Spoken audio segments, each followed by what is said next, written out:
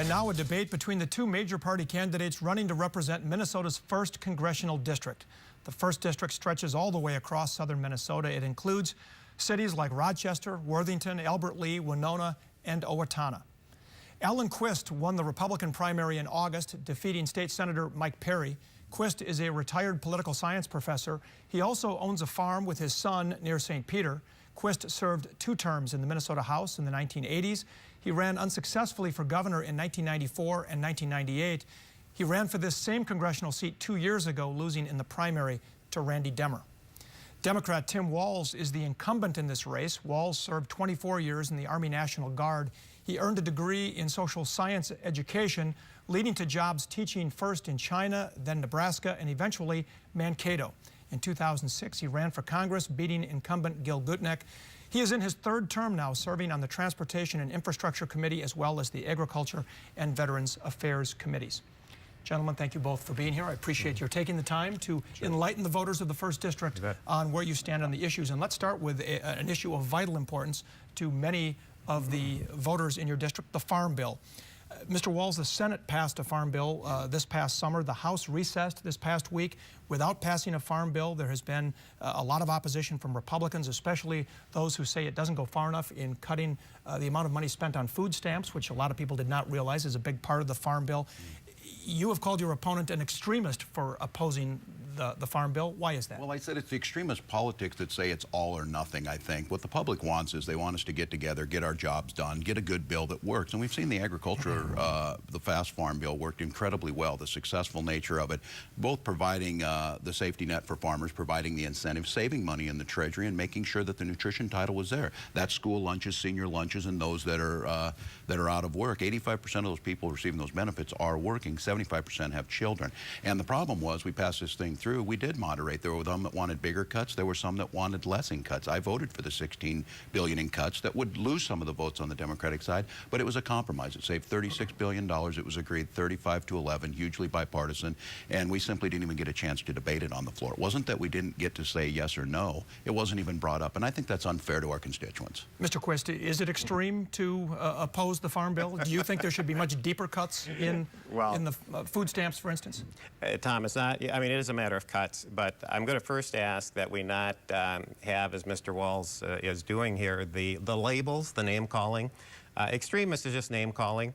I think we should talk about issues and policy and not get into the name calling stuff. I don't want to do any name calling. I'm going to ask Mr. Walz to play on that field. But the problem with this bill, and by the way, at Farm Fest, I recommended to Mr. Walz and others that the bill was so bad it could not pass, that it should be sent back to committee where it could be fixed and brought out in a form. How would you fix it? There are 2 things. Number 1, you shouldn't have food stamps. This bill is 80% food stamps and only 20% ag. You shouldn't have 2 bills, different topics, in the same bill. So it needs to be divided into 2. The Farm Bill, the food stamp bill, need to be evaluated on their own merits. I don't have a problem with the 20%. I do have a problem with the 80%. Why? Because we have a deficit of $16 trillion, growing by over $1 trillion a year, and the food stamp portion more than doubles in expense from the last bill. $400 billion that we don't have, all going on the national debt. Why is that? Because the structure of food stamps is wrong. And we have to change the structure, make it workable, make it sustainable, and then we can have a decent bill. Both the Senate bill and the House bill that has not gotten a final vote also cut direct subsidies to farmers, especially wealthier farmers who have gotten a lot of money out of this Farm Bill, and it's been a bone of contention for Republicans and Democrats.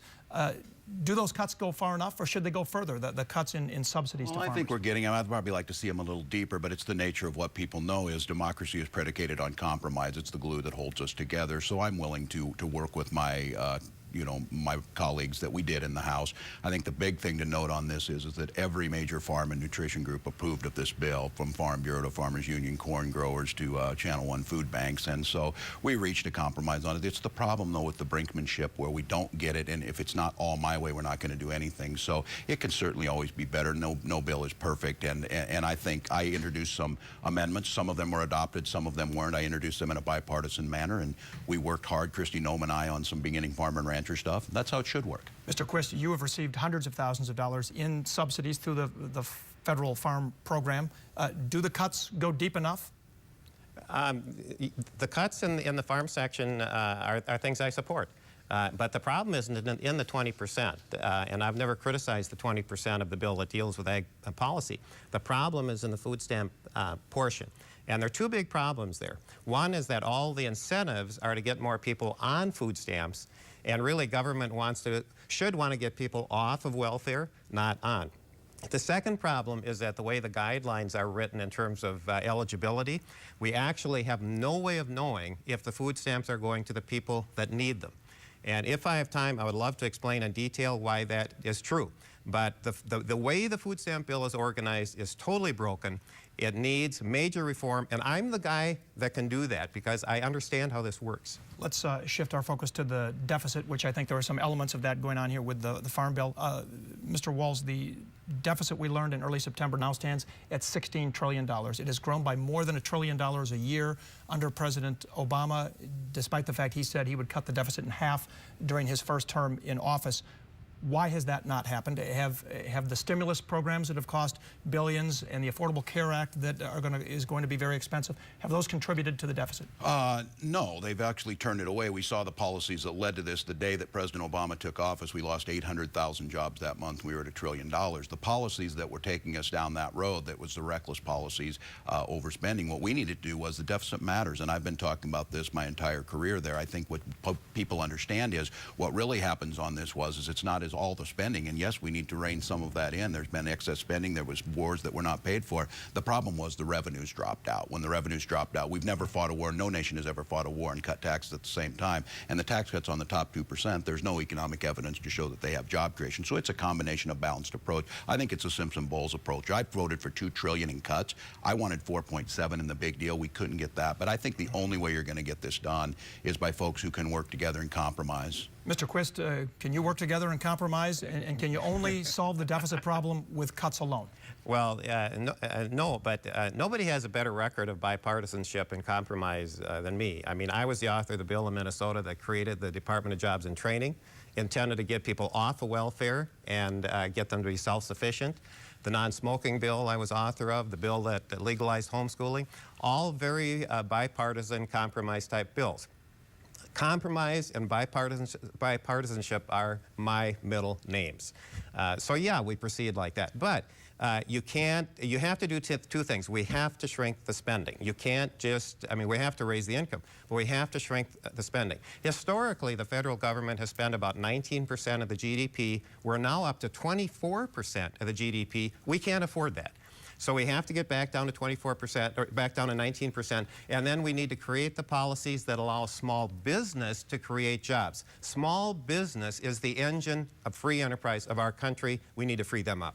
Do you agree that Mr. Quist's record indicates that he would be a great compromiser in Congress? Well, I can't speak to that. I've been in Congress and I've done it. There's a reason that Eric Cantor on the floor said, Congressman Walz, I appreciate his ability to work across the aisle. I'm the one who can bring folks from Nancy Pelosi to Eric Cantor together to get the Stock Act done, making sure Congress has that.